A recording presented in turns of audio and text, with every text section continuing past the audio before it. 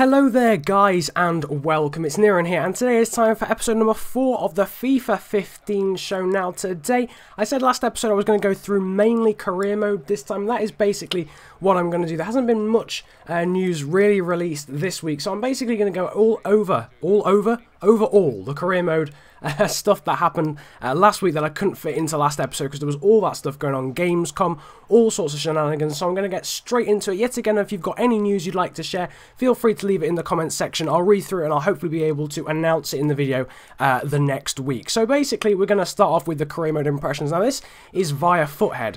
I will leave a link to the article in the description, but there seems to be a link left in the description all the time. But there will be a link to the article left in the description below for you guys to read if I missed anything out. So basically, what this guy did, he was allowed early access to an early build of FIFA 15, and he played a bit of career mode. He played 3/4 of a season with Manchester United, differing between world class and professional, and on the Xbox One.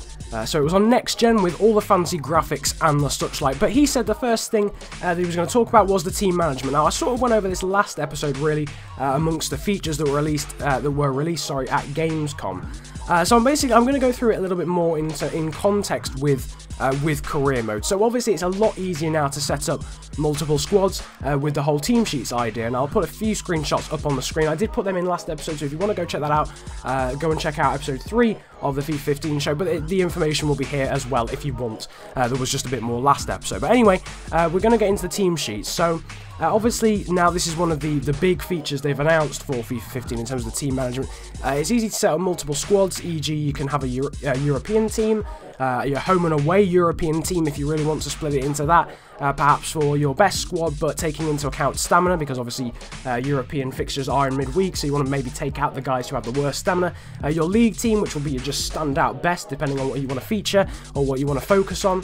And then your cup squad, which will most likely be reserves, and your youth players, anyone who's come through the youth squad. So you can easily now set that up, flip between the two when you want to do a new game, and yeah, it'll be all set up for you. You might want to make a few tweaks in the tactics section, which I'll move on to in a moment. But yeah, I mean, it's a lot easier now to just switch between teams. You know, you don't have to go through the rigmarole of literally changing out every single player. You know, it only takes a few minutes, but ultimately, it's just a lot nicer and crisper to just be able to flick through the squads.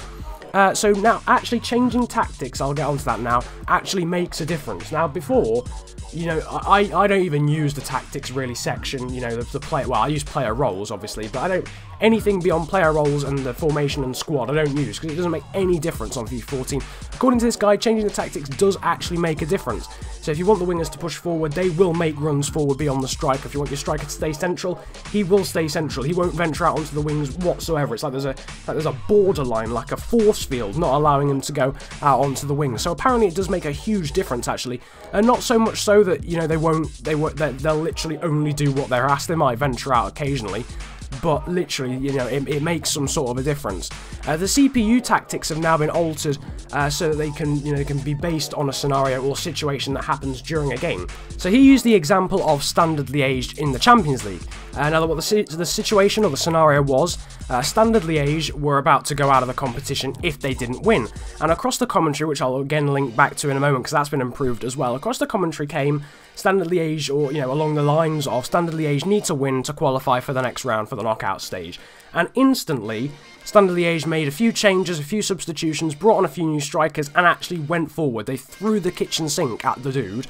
You know, and it's just a nice variation. Like, the tactics actually matter. You sort of got it a little bit in FIFA's, but it was usually, you know, very late in the game. It was usually like 85th minute, they'd start, you know, pressing you a lot, and you'd be able to pass it around them and usually score. That was almost like a very good thing. If you were, you know, trying to hold on to a lead, you could just pass it around them because they'd charge at you, and you could score.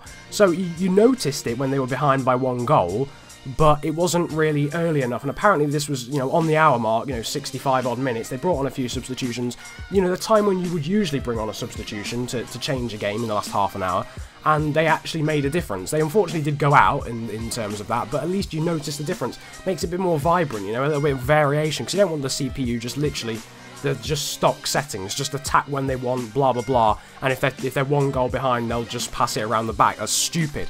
Also, talking of passing around the back and parking the bus and the such like, the other example was when he played Liverpool.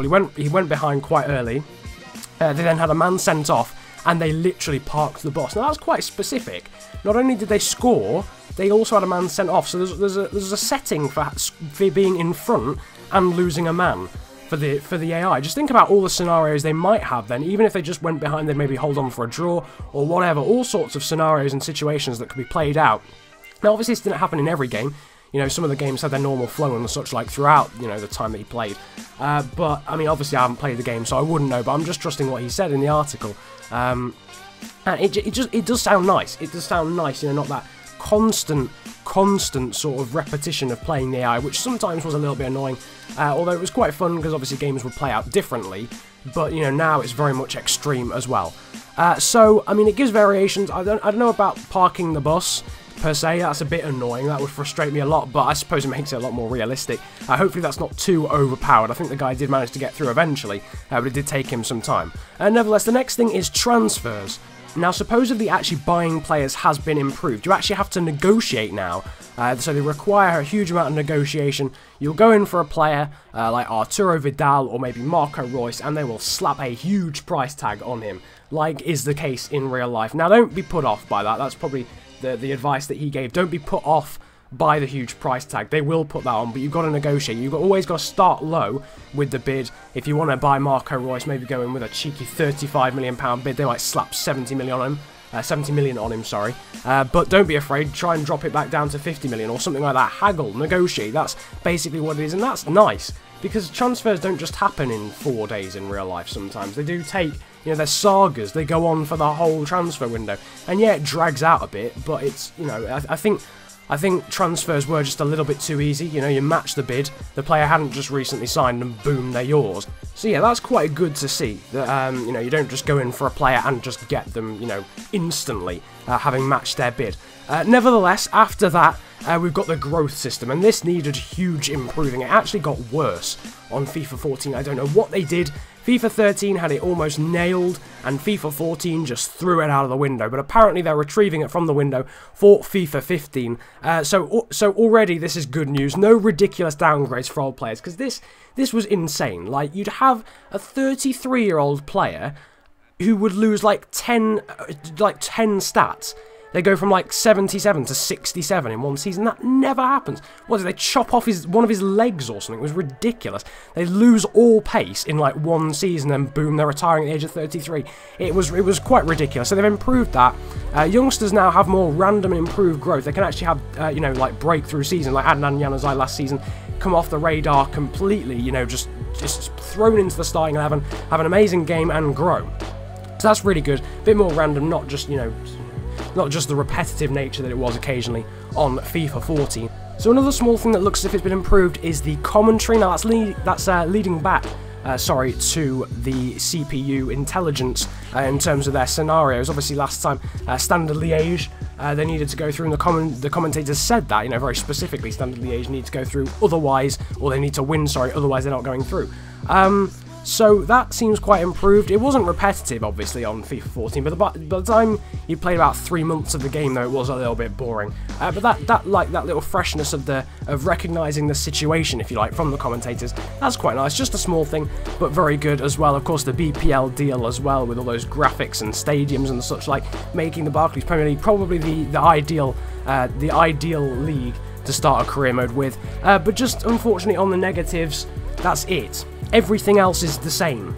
Like the presentation is good, but like everything else is the same. Conferences, so press conferences are still useless. Youth scouting is still the same. Although they said GTN scouts were getting better, apparently they're still the same. And pre-season is still the same, where you can only make three substitutions. You're going to do pre-season cups and the such like, which is pretty unrealistic. So it's a bit disappointing for me as a career mode fan, knowing they haven't really changed a huge amount. But I suppose, you know, what can you do? But the things they have changed do seem pretty promising. I'm just really hoping they do pull something out of the bag in between now and the game coming out. In the meantime, we've got a few little small things. This video has gone on for way longer than I thought it would, but still, I hope you don't mind. I hope you don't mind the in-depth career mode look into that I've done. But still, just a few small things. David Alaba has been confirmed as the Austrian cover star. No real surprise there, the Bayern Munich left back. I'll put a screenshot on the screen, or I will already have done. And just a bit of a rumour I got this as a comment last time, and this was the confirmation of the demo teams, but I've looked around on the internet, it doesn't appear to be much confirmation, so I'll keep it as a rumour for now. It probably is right, but these are the demo teams supposedly on FIFA 15. Boca Juniors of Argentina, Liverpool, Manchester City, the addition of Chelsea as well, Borussia Dortmund, Barcelona, Napoli and Paris Saint-Germain, so a decent amount of variety there in terms of leagues going on there for the FIFA 15 demo teams. But nevertheless, I hope you've enjoyed this episode of the FIFA 15 show, a little bit longer than I would have anticipated here, episode number 4, the career mode look through, really in-depth. Like and subscribe if you enjoyed this video, comment about enjoying it if you enjoyed it that much, and don't forget to leave your news if you find out any during the week, and I'll be sure to feature it next time for episode number 5 of the FIFA 15 show. But nevertheless, it's been a pleasure ranting at you guys today. Have a brilliant day, enjoy yourselves, and goodbye.